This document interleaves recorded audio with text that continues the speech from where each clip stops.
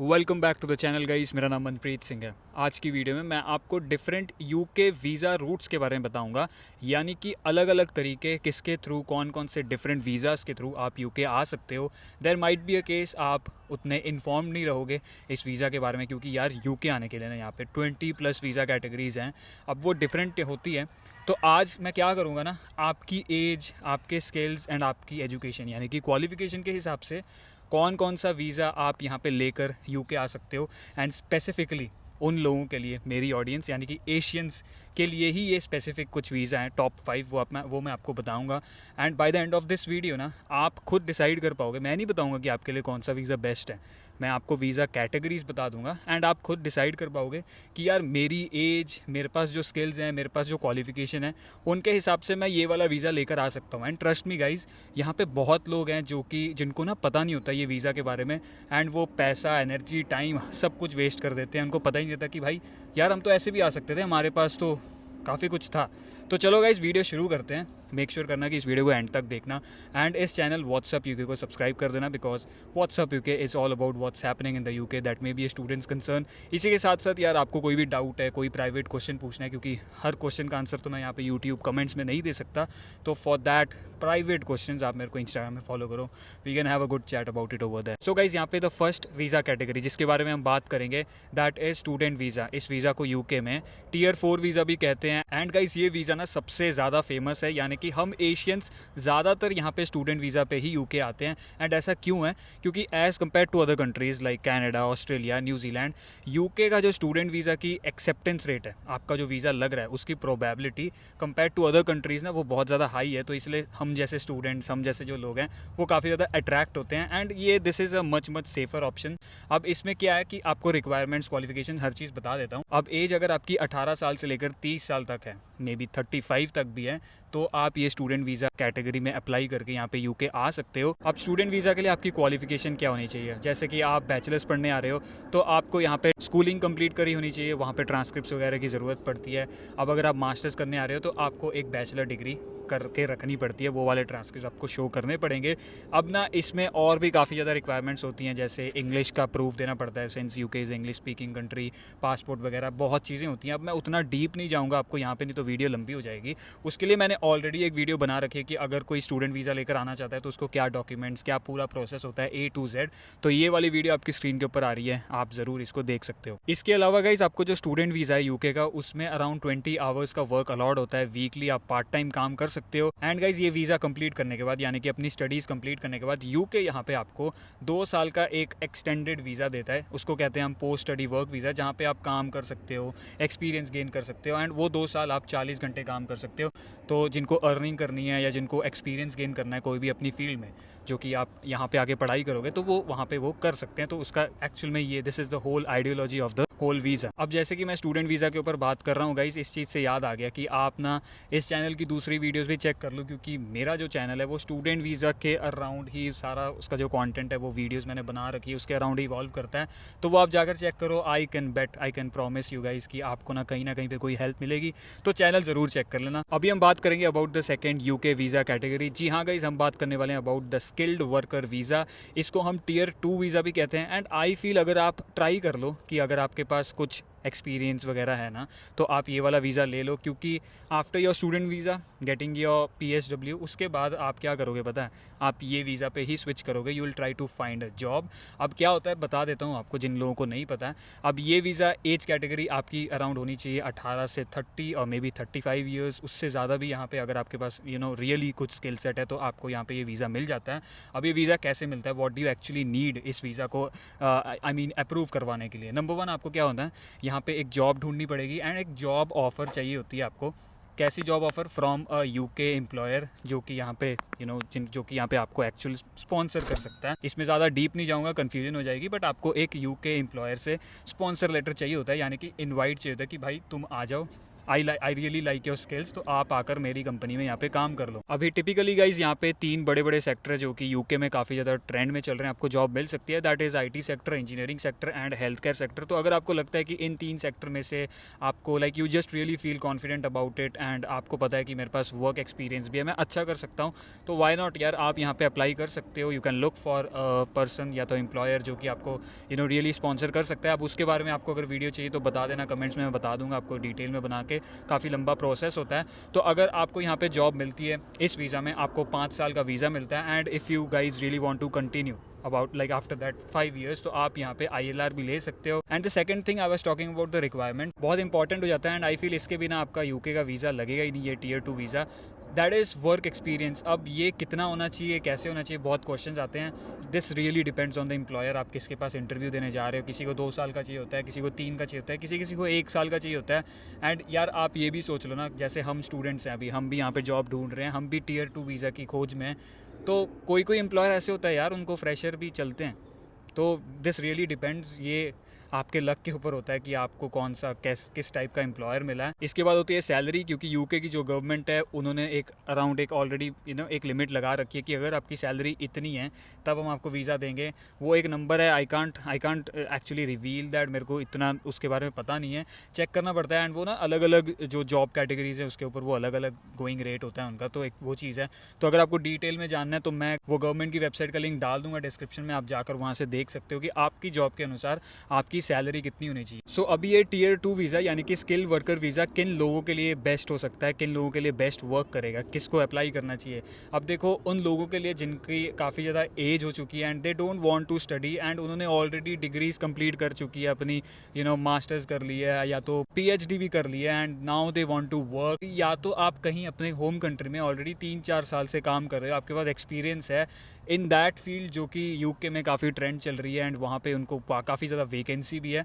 तो उन लोगों के लिए ना ये वाला वीज़ा कैटेगरी काफ़ी ज़्यादा यहाँ पे बेस्ट होता है एंड लाइक काफ़ी बढ़िया टाइम पे आपको जॉब मिलती है। एंड फिर आते साथ चीज़ें बहुत लाइक जैसे हम स्टूडेंट्स हैं ना यार, हम काफ़ी ज़्यादा स्ट्रगल करते हैं क्योंकि एक तो पार्ट टाइम वर्क, उसके बाद हमारी पे भी कम होती है।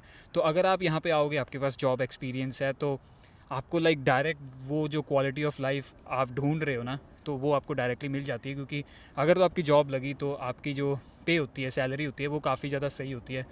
Like I am just talking from students perspective. हमारा तो ऐसा है कि डे 1 पे हम आते हैं एंड वही सोचते हैं कि कब हमारा Tier 2 वीज़ा लगेगा। एंड कंपटीशन बहुत ज़्यादा हाई है, ऐसा नहीं है कि काफ़ी इजीली आपको ये वीज़ा मिल जाएगा। So the third visa category is youth mobility visa. इसको हम लॉटरी वीज़ा भी कहते हैं। अब इसका क्या आइडियोलॉजी है इस वीज़ा की, देखो यूथ मोबिलिटी वीज़ा, अब समझ ही आ रहा होगा नाम से, यूके में कभी कभी ऐसा होता है कि यंग लोग नहीं होते काम करने के लिए, तो वो अब ये सारा साल नहीं खुला रहता। अभी तक मैंने आपको जो 2 वीज़ा कैटेगरीज के बारे में बताए हैं, इसमें इनटेक्स होते हैं, या तो स्किल्ड वर्कर वीज़ा तो फॉर द होल ईयर ये खुले रहते हैं। बट अब ये होता है कि गवर्नमेंट ना कुछ 3,000 से लेके 4,000 लोगों के लिए यहाँ पे वैकेंसी खोलती है एंड लाइक साल में 2 से 3 बार ये वाला वीज़ा खुलता है। अब ये लॉटरी वीज़ा क्यों है आपको बताता हूँ, थोड़ी देर में पता चल जाएगा। बट उससे पहले आपको इस वीज़ा के बेनिफिट्स बता देता हूँ। आपका अगर ये वीज़ा लग जाता है यूथ मोबिलिटी वीज़ा में, आप यहाँ पे यूके में 2 साल तक रह सकते हो, काम कर सकते हो 40 घंटे। एंड अगर उन 2 साल में आपने किसी को ढूंढ लिया जो कि आपको स्पॉन्सर कर सकता है कोई भी अपनी फील्ड में, या तो आपने कोई भी बिज़नेस खोल लिया है, एक पर्टिकुलर टाइप ऑफ बिज़नेस, जो कि एक और वीज़ा कैटेगरी आपको बताऊंगा, तो आप वो वाला वीज़ा कैटेगरी भी ले सकते हो।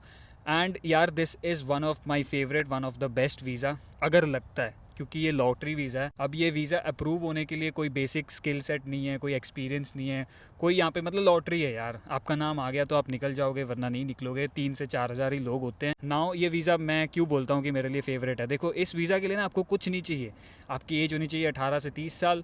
एंड आपको क्या चाहिए यहाँ पे, कुछ नहीं, जस्ट अप्लाई कर देना है। अप्लाई करने के भी यहाँ पे पैसे नहीं है, अगर आपका नंबर निकल के आ गया तब आपको यहाँ पे कुछ फंड शो करने पड़ेंगे, अराउंड 2530 पाउंड्स। इसके अलावा आपको जो बेस्ट पार्ट है, जो लोग यहाँ पे इंग्लिश में थोड़े से उनका हाथ टाइट है, तो उनको यहाँ पे प्रूफ भी नहीं करना पड़ता, मतलब आइल्स वगैरह आपको नहीं देनी है, वो आप डायरेक्टली आके यहाँ पे काम कर सकते हो। अभी ये यूथ मोबिलिटी वीज़ा किन लोगों के लिए बेस्ट होता है, उन लोगों के लिए बेस्ट है यार जो पढ़ाई नहीं करना चाहते एंड उनको सिर्फ काम करना है।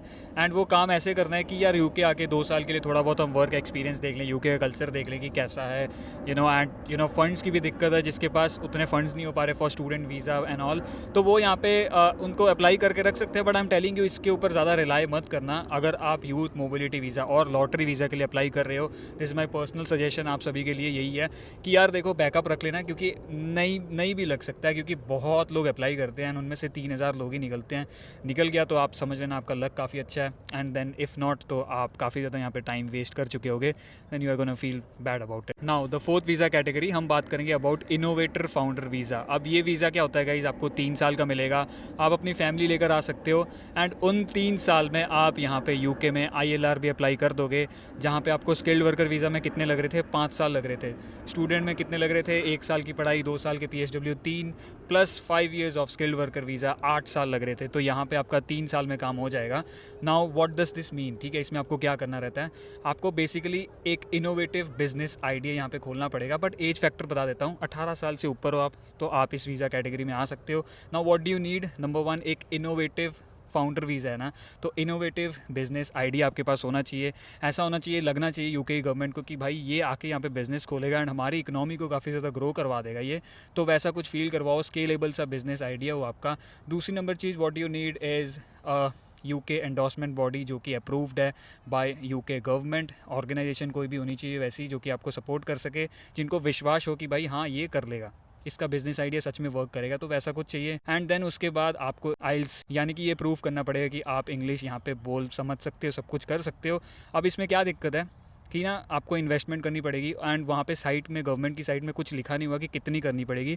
This really depends on your business. आपका बिजनेस है, आपको लग रहा है 30,000 पाउंड, आपको लग रहा है 1,500 पाउंड में भी खुल जाएगा, दैट इज़ फाइन, आप उतने इन्वेस्ट करके यूके आ सकते हो। बाकी सुनने में काफ़ी इजी लग रहा होगा, this is a very long process. Again मैं बोल रहा हूँ कि मैं शॉर्ट में बता रहा हूँ, अगर आपको डिटेल में चाहिए तो कमेंट्स कर देना, मैं ऑन द डिमांड उसके बेसिस पे एक अलग अलग वीडियो बना के आपको डाल सकता हूँ यहाँ पे। बट नाउ एक पर्सनल सजेशन, आपको यहाँ पे लग रहा होगा जिन लोगों को कि यार वाह स्टूडेंट में तो 8 साल लग जाते हैं ILR लेने में, like if you really want दो फॉर दोज पीपल, एंड यहाँ पे तो 3 साल काफ़ी क्विक प्रोसेस है। बट मैं आपको बोलूँगा कि आप अपने होम कंट्री में बैठ के ये वीज़ा कर सकते हो। लाइक मैं ये नहीं बोलूँगा कि गवर्नमेंट अलाउ नहीं करेगी, बट इट इज़ रियली यार थोड़ा सा यहाँ पे डिफ़िकल्ट हो जाता है, क्योंकि अब लॉजिकली सोचो, एक अलग कंट्री में, एक दूसरी कंट्री में बैठ के दूसरी कंट्री में कौन सा बिज़नेस आपके लिए वर्क करेगा, क्या करना है, नेटवर्किंग चाहिए होती है, एंडोर्समेंट बॉडी वगैरह काफ़ी कुछ है, मैंने आपको बताया। तो वो सारी चीज़ें ना आप अपने होम कंट्री एशिया में कहीं पे बैठ के यूके के बारे में नहीं सोच के कर सकते।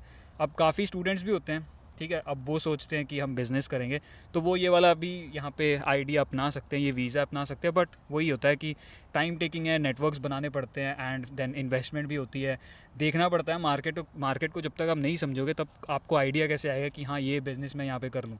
तो वही है, आई सजेस्ट कि आप पहले यूके आना अगर आपको ये वीज़ा लेना है, लाइक लॉन्ग अगर आप जर्नी देख रहे हो अपनी, तो यूके आ जाओ, कोई भी छोटा मोटा वीज़ा लेकर, स्टूडेंट वीज़ा लेकर ही आ जाओ, या तो कोई भी, मतलब यूके में आके आपको मार्केट स्टडी करनी है, फिर आप 2 3 4 साल के बाद आप इनोवेटर फाउंडर वीज़ा भी ले सकते हैं। Now the last and the fifth visa category हम बात करेंगे about the global talent visa. अब ये वीज़ा आपको तभी मिलेगा अगर आपने ऑलरेडी कुछ अचीव कर रखा है, अगर आप एक ओवर अचीवर हो, आपको ये वीज़ा मिलता है 5 साल का, आप 3 साल में यहाँ पे ILR ले सकते हो, फैमिली को लेकर आ सकते हो। अब ये किन लोगों के लिए होता है, जो कि साइंटिस्ट हैं, राइटर हैं, आर्टिस्ट हैं, या तो पॉलिटिकल लीडर्स हैं, रिसर्चर्स हैं, राइटर्स हैं, यार बड़े बड़े जो लोग होते हैं उनके लिए ये वीज़ा कैटेगरी खुली है, वो डायरेक्टली आ सकते हैं, प्रूव कर सकते हैं। अब क्या क्या चाहिए उनके लिए, अब वो भी बता देता हूँ।